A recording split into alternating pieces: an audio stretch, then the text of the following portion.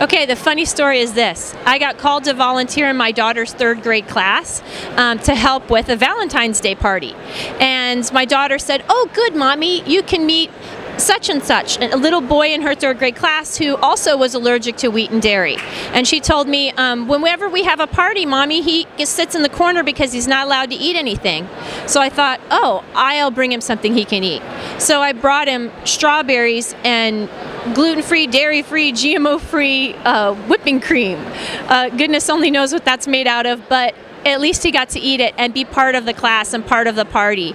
And his mother tracked me down and said, "What do I feed my child? What's going on? He's had 3 bowel surgeries. He's just gotten out of the emergency room with pneumonia. He's sick all the time. We did blood testing. He has scary levels of malnutrition, and he's normal. He's eating normal food. What am I doing wrong?"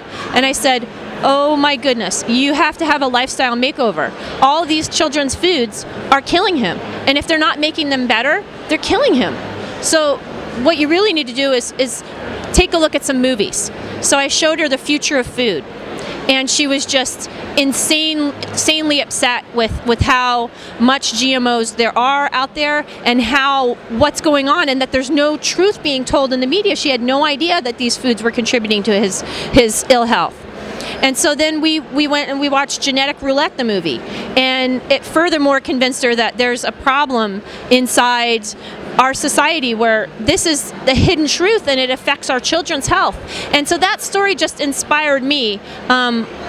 My daughter's classmate inspired me. This is what I need to do with my life. I need to get active. I need to participate, and I have to have a voice, an active voice in how that happens, how that rolls out, because it's that dear to me. I don't want to see any more sick kids. I know the pain I went through for over 10 years. I don't want to see anybody's child go through that same issue. I know how it tears apart a home. I know how close I came to divorce and how many times I thought about my own life and what little value was left with it. And how my kids missed their mom. I missed camping trips. I missed school events. I mean, there was a 3-month period of time where I just about didn't even get out of bed. And my daughter came to me when she was very little and said, while I was in bed, being sick again for yet another day, Mommy, it's okay. I'll bring my kids to come and visit you in bed. It's okay, Mommy." And then I realized my daughter had never known me as a well, strong, vibrant woman. She'd only ever known me as a patient. And I don't know how many other stories there are out there that are like that, where biotech corporations are cashing in on the ill health of human beings. And so it pushes me forward every day when I think, I can't go on, they're too big to fight, it's not worth it. That pushes me on because there should not be this suffering. We should not have our lives pirated. It could look completely different. And so I try to encourage people to become active and to do what they can where they are in a grassroots manner, and to get to know other people in their towns doing the same thing or feeling the same way they are. It's very easy to get involved. It's also very difficult, just depending on how much you want to give. It can be all-consuming. I mean, a lot of people gave and gave and gave on Prop 37 in California, and God bless their efforts. They really set the stage for what could be a better future for all of us. The confusing advertising on Prop 37, I really felt like it was insultive to the intelligence of the human race. But I happen to know their tactics, and I know how they lie, and I know how the proposition was put together, and I know that it was very intelligently put together.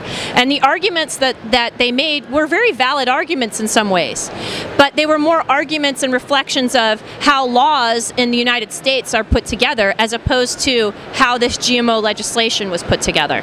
Words of wisdom for Washington State.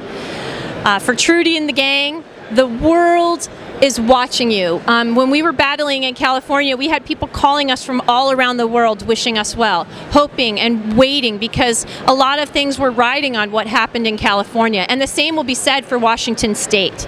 And I say, keep it up. don't let go, and don't get rid of the grassroots movement. That voice is probably the strongest, best voice that you will have within your own campaign. And every ounce of organization that you put into what you're doing now will pay off bushel loads on the other end of it closer to the elections. Oh, where would I like to be 5 years from now? I would like to be spending all of my weekends not volunteering. I'd like to spend it with my family. I'd like to put the biotech industry out of business. They have no business stealing livelihoods and life from the human race. And so my message to them is, get another job, because I'm going to put you out of one in 5 years.